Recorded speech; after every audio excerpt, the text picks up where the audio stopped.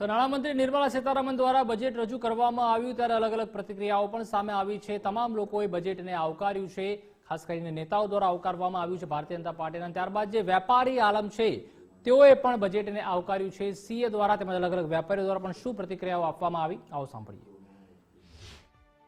Generally આપણે કહી શકાય કે બહુ સરસ બજેટ છે, જે પ્રોસિડ્યુરલ ચેન્જ છે અને બહુ સરસ એમને લાવ્યા છે। આમાં જનરલી પહેલીવાર એવું થયું છે કે બજેટ બે પાર્ટમાં રજૂ થયું છે, પાર્ટ 1 અને પાર્ટ 2।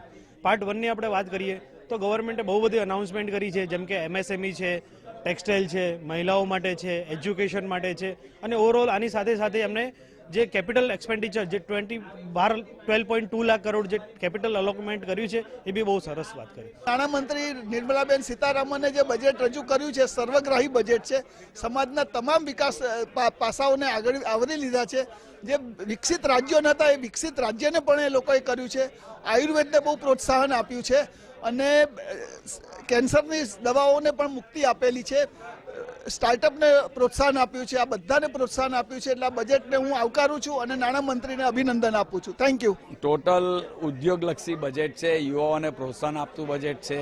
આ બજેટમાં ટેક્સટાઇલ હોય કે મત્સ્ય ઉદ્યોગ હોય કે ઇલેક્ટ્રોનિક વસ્તુ હોય, દરેકને પ્રોત્સાહનલક્ષી આ બજેટ આપવામાં આવ્યું છે કે ભાઈ આજે માનો કે મત્સ્ય ઉદ્યોગ છે તો મત્સ્ય ઉદ્યોગને પણ એ લોકોએ પોર્ટ પર લોડિંગ અનલોડિંગ માટે એને રાહત આપવામાં આવી છે।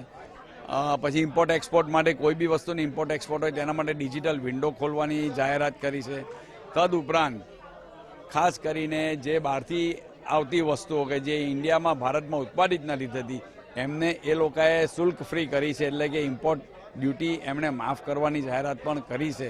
માટે ઉદ્યોગલક્ષી બજેટમાં એવું લાગે છે કે આમાં ઉદ્યોગ ધંધાને ઘણી રાહત મળશે। આમાં ટેક્સટાઇલ માટે બજેટમાં ખૂબ સારી જોગવાઈઓની જાહેરાતો થઈ છે।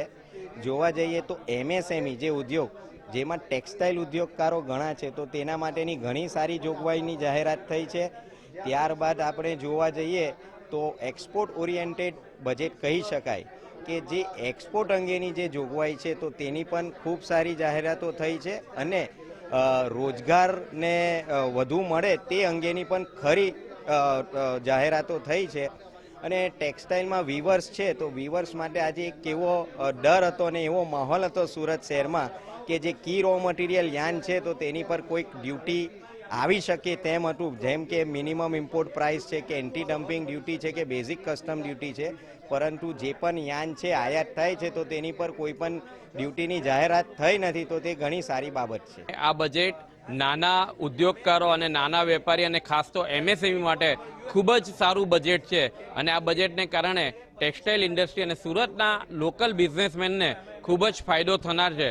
અને સુરતથી જે પશ્ચિમ બંગાળ સુધીનો ફ્રેટ કોરિડોર બનવાનો છે એના કારણે સુરતની ઇન્ડસ્ટ્રી અને સુરતના ઉત્પાદન ક્ષેત્રને ખૂબ જ મોટો ફાયદો થનાર છે। આ આયોજનમાં એવું છે કે જે સોલાર એનર્જી ક્ષેત્રે જે ભારત વૈશ્વિક સપ્લાયર તરીકે જે સ્થાપિત થવા માંગે છે, make in India four world જે આ વાત છે તે આ બજેટના પ્રોવિઝનથી થશે કે જેમાં મેન્યુફેક્ચરિંગ ક્ષેત્રમાં વધારે રોકાણ આવે, મેન્યુફેક્ચરિંગ ક્ષેત્ર માટે જે ઇક્વિપમેન્ટ ઇમ્પોર્ટ કરવાના આવે તેના પર ડ્યુટી એક્ઝમ્પશન આપવામાં આવ્યા છે, રો મટીરિયલમાં પણ ડ્યુટી એક્ઝમ્પશન આપવામાં આવ્યા છે અને ખાસ કરીને જે વૈશ્વિક સંસ્થાઓ છે તે ભારતમાં આવીને મેન્યુફેક્ચરિંગ કરે અથવા તો ભારતીય કંપનીઓ જોડે જોડાણ કરીને મેન્યુફેક્ચરિંગ કરે એના માટે એમને જે ટેક્સ રિબેટ્સ ને બધું પણ જે આપવામાં આવે તે ઘણા બધા એક પોઝિટિવ સ્ટેપ છે। ટેક્સટાઇલ માટે ઘણી એવી જાહેરાતો કરી છે, એમાં 3 મુખ્ય જાહેરાત એવી છે કે મેગા ટેક્સટાઇલ પાર્ક છે એને મિશન મોડ પર ડેવલપ કરવામાં આવશે, તો જેથી કરીને આપણો જે મેગા ટેક્સટાઇલ પાર્ક જે અનાઉન્સ થયો છે એ હવે ઝડપથી ડેવલપ થશે અને ઇકોસિસ્ટમ આપણી સ્ટ્રોંગ થશે। બીજો જે જાહેરાત કરવામાં આવી છે તો mission for fibre, national fibre mission, જેમાં તમારા જેટલા બી સ્પેશિયાલિટી યાન અને ફાઇબર જે છે એનું પ્રોડક્શન હવે ડોમેસ્ટિકલી ઇન્ડિયામાં થશે, જેથી કરીને આપણી જે ઇમ્પોર્ટની જે ડિપેન્ડન્સી છે એ ઘટશે। નાણામંત્રીશ્રીએ પોતાનું સતત 9મું અંદાજપત્ર લોકસભામાં રજૂ કર્યું। મને લાગે છે કે આ અંદાજપત્ર ફક્ત 2026-27 નથી પરંતુ આવનારા 10 વર્ષ માટેનો આ રોડમેપ છે। જ્યારે આપણું જીડીપી 6.5-7% એક મોમેન્ટમ પર આવી ગયું છે તો એ ટકી રહે તે માટે એમણે વિવિધ ક્ષેત્રને ધ્યાનમાં રાખીને દરખાસ્તો મૂકી છે। 3 કર્તવ્યનો એમને આધારસ્તંભ બનાવીને એમણે બધી દરખાસ્તો મૂકી છે। જો હું ટેક્સ રિલીફની વાત કરું તો અમારી ઘણા સમયથી અમારા સભ્યોની ચેમ્બર ઓફ કોમર્સના ટ્રેડ એન્ડ ઇન્ડસ્ટ્રીના પીપલ અથવા તો પ્રોફેશનલ્સની એવી માંગ હતી કે ઇન્કમ ટેક્સનો જ્યારે નવો કાયદો આવી રહ્યો છે ત્યારે એમાં વિવિધ પ્રકારની નાની મોટી ઘણી બધી પેનલ્ટી પ્રોસિક્યુશન્સની બધી ઘણી બધી જોગવાઈઓ હતી. તેને કારણે ટેક્સ પેયર હેરાન થતો હતો ને હેરાન થતો મીન્સ કે લિટિગેશન્સમાં એને જોડાવવું પડતું હતું, એમાં એનો સમય બરબાદ થતો હતો, શ્રમ જતો હતો, પૈસા જતા હતા.